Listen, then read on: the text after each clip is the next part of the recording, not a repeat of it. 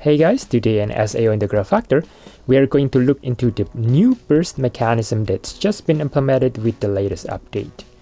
So I would like to thank everybody for supporting me with this channel since I just reached the 200 subscribers, which is very exciting. So I just want to extend my thanks again. Thank you for all the supports, and I can't really do it without you guys. So before we begin, just like, share and subscribe to my channel for more SAO Integral Factor content.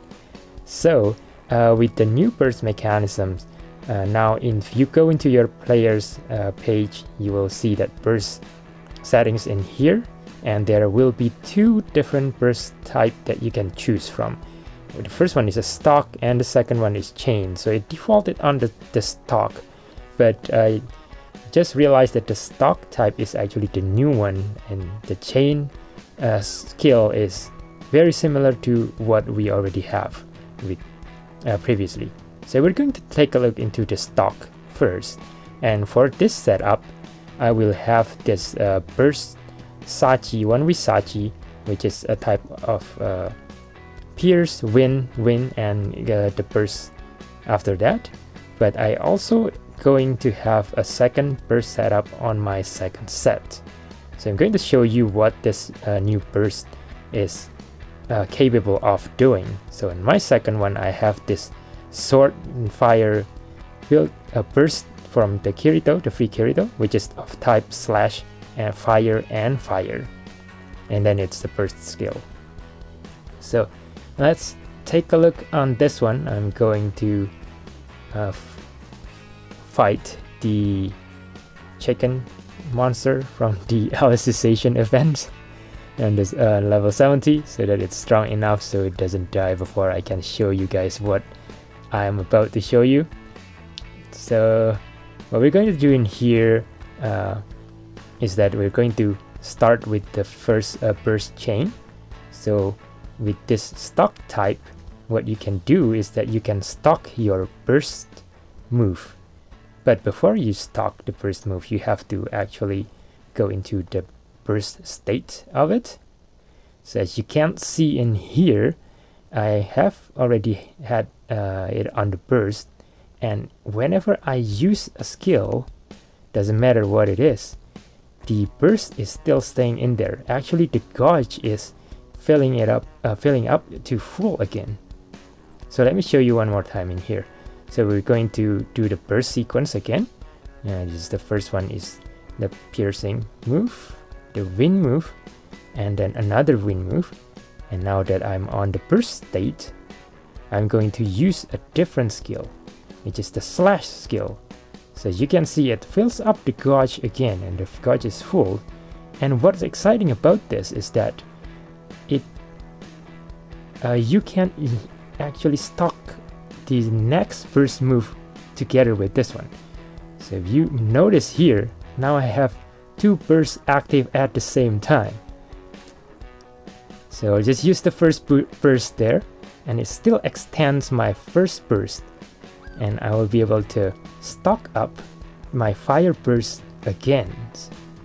So I have used two of the burst chain on the fires, and as you can see, now I have both bursts active again.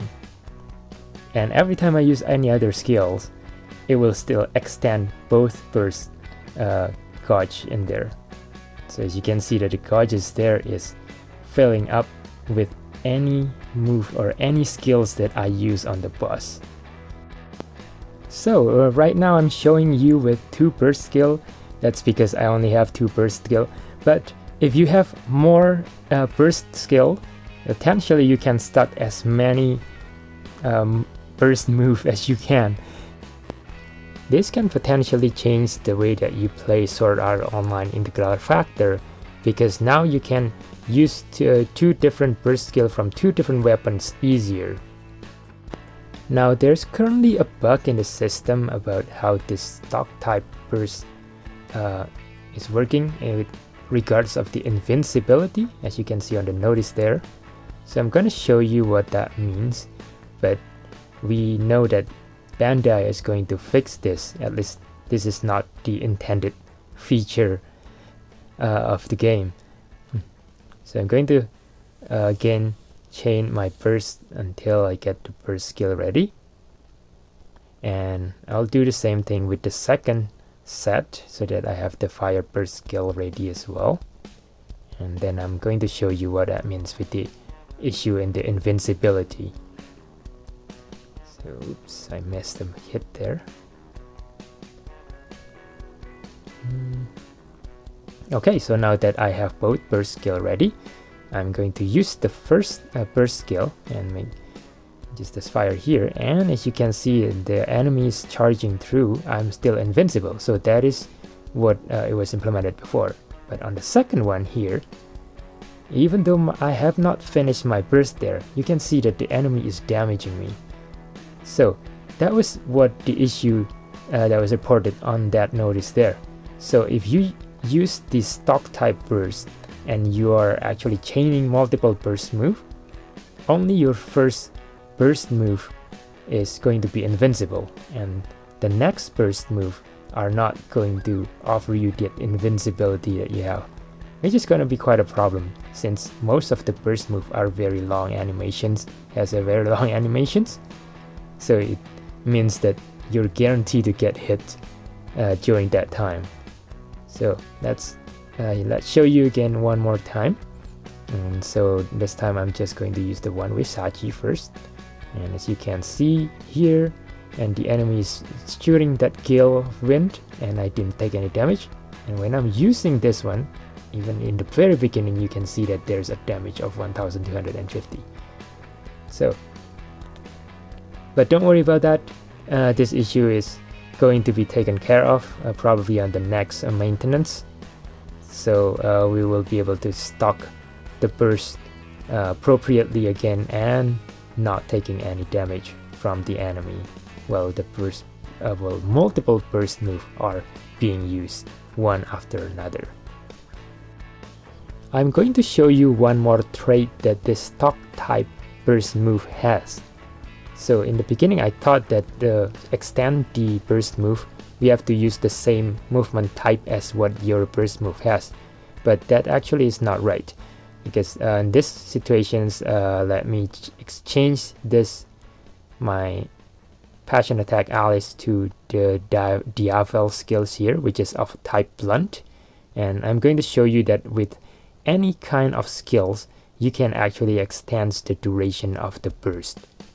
So this time I'm just going to use the assist characters so that the fight doesn't take that long. Then I'm going to do the burst move sequence again, and wind, and I'll do another wind attack to have the burst ready. Okay, now that the burst move is ready, as you can see, if I use a slash type in here, it still extends the burst move. And by the way, I removed the the Kirito fire skills in there. And if I use other skills, whoops, I missed my Diavel move there. So let's redo the burst sequence again. Use the one with Sachi and Sachi again. And then let's use this blunt skill move. And as you can see, even if I use the blunt move, which is totally unrelated to this burst move sequence, it still extends the burst durations.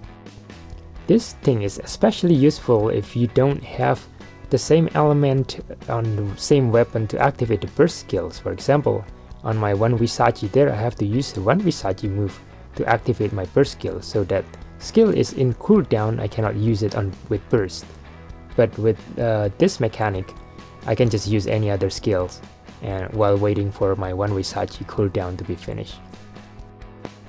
Okay, next let's take a look on the chain type. So the chain type here is very similar to what we have with the original burst implementations. Let's first see what happened if we use the chain method of the burst skill with using the same way as we did it with stock. So let me show you this. So you still have the same set with the double burst settings. I will use the sort one first. So I have my sort burst set ready, and if I change this to the piercing weapon, as you can see, the burst there is cancelled. So it's getting changed with the sequence to activate the one with Sachi instead. So let's try it one more time.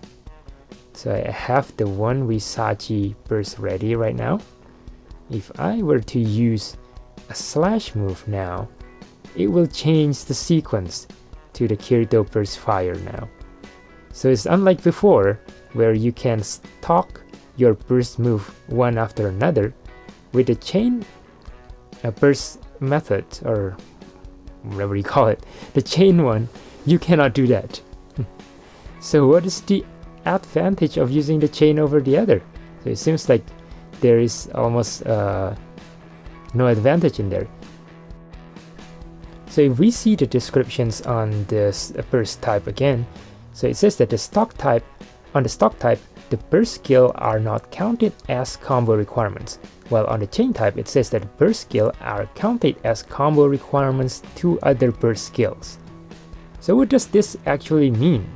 For my understanding, it's saying that if you have a burst skill, for example, of slash fire, just like what I have in here for the Kirito skills, and the Kirito skill burst itself is actually of type slash and fire.